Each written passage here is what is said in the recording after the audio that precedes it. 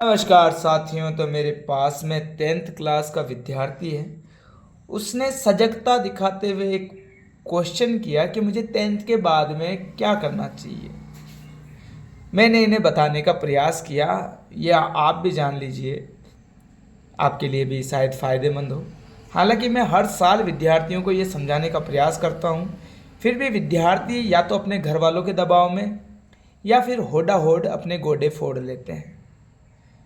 आप भी अगर 10th में हैं तो इस वीडियो को ध्यान से देखें और समझें। आफ्टर 10th के बाद में आपके पास में नॉर्मली 3 ऑप्शन होते हैं। पहला होता है पैरामेडिकल कोर्सेज का, दूसरा होता है आईटीआई या पॉलिटेक का, और तीसरा होता है स्कूल कंटिन्यू करने का। पैरामेडिकल कोर्सेज जो होते हैं वो 6 महीने, साल भर या 1.5 साल के होते हैं, और वो आगे चलकर आपको 15 से 20 हज़ार की जॉब डेफिनेटली दिलवा देते हैं। ब्यावर में नहीं, छोटे शहरों में नहीं, हाँ बड़े शहरों में, वहाँ पर आपको दिलवा देंगे। जैसे फिजियोथेरेपिस्ट हो गया या आई स्पेशलिस्ट हो गया वगैरह वगैरह कोर्सेज होते हैं जो दिलवा देते हैं। अभी ब्यावर में भी एक डीपीएस के पास में खुल गया है, तो आप वहाँ पर एडमिशन ले सकते हैं। दूसरा है आईटीआई वाला, जिसमें आईटीआई 2 साल की होती है। आप 2 साल की जगह 1 साल का भी कर सकते हैं,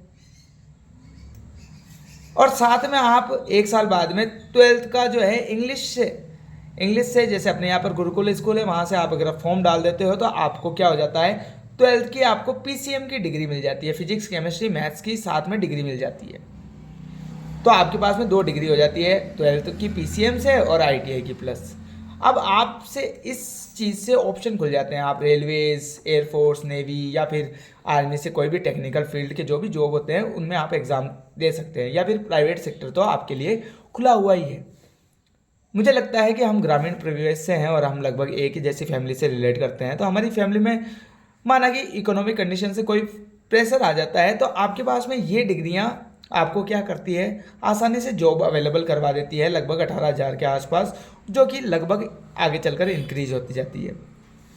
पॉलिटेक एक 3 साल का लंबा कोर्स है, लेकिन आपको जॉब अवेलेबल तो करवाता है, लेकिन ये आपकी क्वालिटी पर डिपेंड करता है। मुझे लगता है कि हम ग्रामीण परिवेश से आते हैं और हमारे आसपास जो भी ग्रामीण इलाके में रहते हैं वो लगभग बहुत इकोनॉमिक कंडीशन इतनी अच्छी नहीं है, तो आप आईटीआई करके अच्छे से सेटल हों, क्योंकि अभी टेक्निकल ज़माना आ चुका है।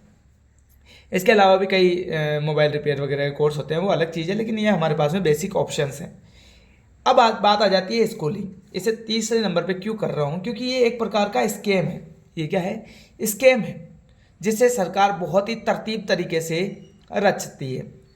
आप माना कि पहली चीज़ तो आप आर्ट्स और कॉमर्स लेने से बचें, क्योंकि इनके ऑप्शन सीमित हैं। जैसे कि आर्ट्स में बहुत कम पढ़े लिखे लोग आते हैं। हाँ, कुछ लोग होते होंगे जो बहुत अच्छे पढ़ने वाले होंगे, लेकिन कहीं ना कहीं आर्ट्स में ऐसे विद्यार्थी रहते हैं जो कहीं ना कहीं पढ़ाई पर फोकस नहीं रहते हैं। तो आपको पीसीएम लेना चाहिए। अब आप कहेंगे ये तो क्रिटिसाइज़ करने वाली बात हो गई, तो आपको प्लस पॉइंट बता देता हूँ पीसीएम लेने का।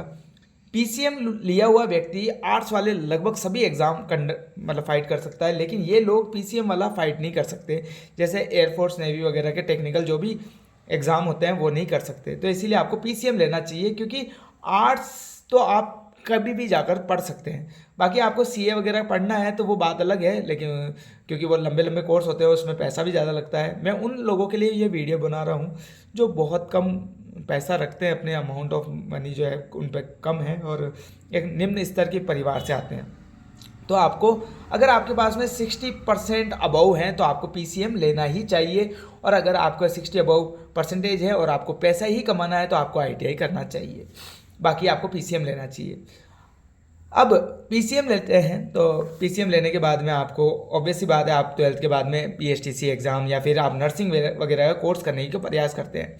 मुझे लगता है नर्सिंग करने के बजाय आपको पैरामेडिकल कोर्स करने चाहिए, क्योंकि 6-7 महीने या साल भर में जो सिखाने वाले हैं वो यहाँ पर भी लगभग सेम ही सीखते हैं, क्योंकि कॉलेज तो कॉलेज होती है। आपने कई बंदों को देखा होगा जिन्होंने नर्सिंग करके वो छोटे मोटे जॉब करते हैं, तो सेम ये तो आपकी प्रैक्टिस पे डिपेंड करता है कि आपको सैलरी कितनी मिलेगी। अब बात करते हैं एसटीसी। आप एसटीसी के एग्ज़ाम देते हैं, चलो माना कि आपने 2 साल यहाँ पे दिए, 2 साल एसटीसी में दिए। फिर आप रीट वगैरह का एग्ज़ाम कंडक्ट करते हैं, तो मतलब आपके 2-2 4-6 साल कहीं ना कहीं चले जाते हैं। लेकिन अगर आप इसमें देखते हैं तो 2 साल बाद में आपको सैलरी मिलती है, इसमें भी 2 साल बाद में आपको सैलरी मिल जाती है। अब यहाँ पर माना कि आप 2 साल बाद में भी आपका नहीं हो पाता है, तो आप क्या करेंगे, बीएससी करेंगे। बीएससी करेंगे तो लोग आपको मोटिवेट करेंगे, फिर आप बीएड और कर लेंगे। तो आपको ऐसे करते हुए पीसीएम कर लिया तो 2 साल ये, 2 साल ये, 4 साल, 4 साल, 3 साल, 7 साल, 7 साल और 2 साल, 9 साल हो जाते हैं। और 9 साल में कोई गारंटी नहीं है कि आपका रीट वगैरह होगा या नहीं होगा, क्योंकि ऑब्वियस सी बात है कि आप जवान हो रहे हो और जवान में कई मुसीबतें या फैमिली प्रॉब्लम्स या फिर आपके मानसिक प्रॉब्लम्स आ सकती हैं, तो इस वजह से आपको कहीं ना कहीं डिफीट हो जाएगा। लेकिन मेरा मानना है कि वर्तमान समय में जो हम जिस परिवेश से आते हैं, हमारे लिए ये बेस्ट ऑप्शन है कि आप आईटीआई करें, प्लस आप इंग्लिश से 12th का पीसीएम का फॉर्म, इंग्लिश का फॉर्म डालें और आप पीसीएम की डिग्री ले लें। और इस खास तौर पर इस स्कैम से बचें, क्योंकि ये आपको कहीं ना कहीं एक स्टूडेंट बनाए रखने की साजिश है, जो आपको हमेशा स्टूडेंट बनाए रखना चाहती है और आपको इस एजुकेशन सिस्टम में फंसाए रखना चाहती है। जो भी इस एजुकेशन सिस्टम में फंसे हुए हैं वो अभी सच बताऊं तो बीएड और रीट के चक्रों में फंसे हुए हैं या एग्ज़ाम दे रहे हैं। और आपने देखा होगा 35-40 साल के लोग आप एग्ज़ाम देते हुए नज़र आते होंगे। नॉर्मली आपको 25 साल का स्टूडेंट मिल ही जाता होगा। लेकिन जिन्होंने भी आईटीआई वगैरह कर रखी है या फिर पैरामेडिकल के कोर्सेज या फिर नर्सिंग वगैरह कर रखे हैं, वो सब जॉब में सेटल्ड है।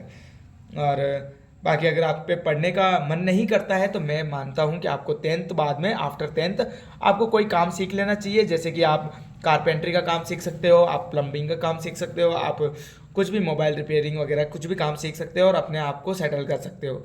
क्योंकि सच बात तो ये है कि आप किसी में जितना समय दोगे उतनी सैलरी आपकी बढ़ती जाएगी, वो भले कुछ भी हो सकता है, कुछ भी। बाकी आपकी इस बारे में क्या राय है आप कमेंट सेक्शन में ज़रूर लिखें। और बाकी वीडियो देखने के लिए धन्यवाद। आप जो है मेरे चैनल को लाइक कीजिए, सब्सक्राइब कीजिए और ज़्यादा से ज़्यादा शेयर कीजिए उन बच्चों को जो आफ्टर 10th, उन माँ बाप को जो अपने बच्चों पर किसी न किसी प्रकार से अपने आसपास वालों के दबाव में या फिर अपनी सीमित सोच के कारण जो है बच्चों को कहीं ना कहीं सीमित कर देते हैं। धन्यवाद।